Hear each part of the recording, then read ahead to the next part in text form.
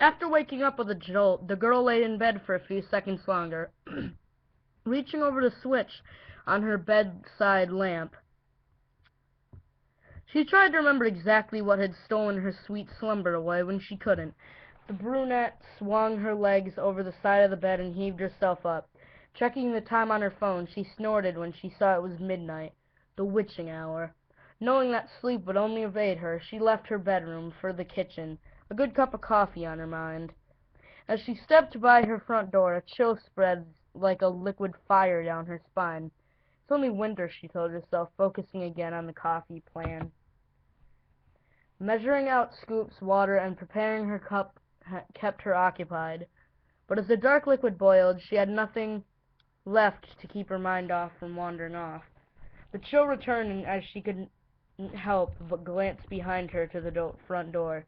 It stood there innocently enough, just like always. The deadbolt was still in place, and she could see nothing amiss with it. Turning back to her coffee, she did her best to forget about that feeling. With the cup in her hand, she started back towards her bedroom. As she walked by the front door, she decided that a quick glance out of the peephole would help calm her restless mind. The chill worsened with each step she took towards the door, and further away from safety and warmth of her blankets. She pressed her empty hand against the cold metal door and took a deep breath before leading her eye to the peephole. At first, she could only see an inky blackness, and somehow seemed to swirl in itself. When she blinked in surprise, the void melted away. She wished it hadn't. In its place there stood what she could only guess was a man. The limbs were long and inhumanly awkward, with bulky joints branching off into several arms, not unlike the branches of a tree.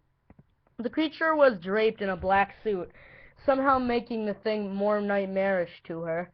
The icing on the proverbial cake, however, was what passed as the hellish thing's face.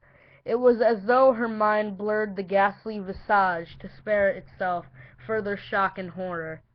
She shoved herself away from the door, with the hand still pressed against it, the scalding mug of coffee tall, the liquid burning her bare legs as she fell backwards, and tried to crawl away from the door. She knew, somehow, that her mind hadn't been playing tricks on her. As she crab-walked away from the door, she watched as tendrils as black as the void she first saw snake around through the cracks. The girl was trapped between the instinct to flee and the gut feeling to not turn her back to the door. When the door jolted, the urge to flee overcame her, and she slipped in the burning liquid as she tried to make it back to her room.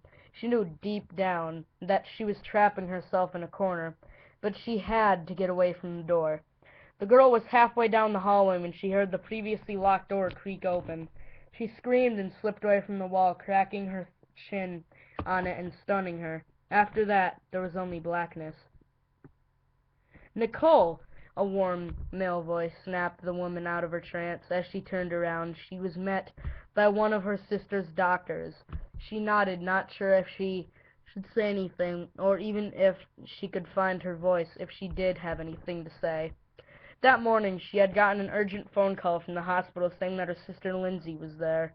Before they had even let her see her, the doctor had pulled her off to the side and insisted that they talk to her about what might have happened. Phrases like self-inflicted and assault had been thrown around, and Nicole felt her mind reel. She still hadn't fully understood what they had been saying until she saw Lindsay with her own eyes. Her little sister had bandage wrapped around her head, covering both of her ears, as well as her eyes. They said it was to keep her now deadened eyes from drying out, and to try to keep infection out of the wounds Lindsay had made to her ears. The doctors had guessed that either she or someone else had jammed a pencil into them to keep her off balance, or to deafen herself against something. There was the mix of the first and second-degree burns on her hands, legs, and feet, from what was assumed to be coffee her neighbors found slipped over the entry to her apartment. As Nicole walked into her sister's hospital room, The first time she thought she had spied the silhouette of a man in the window.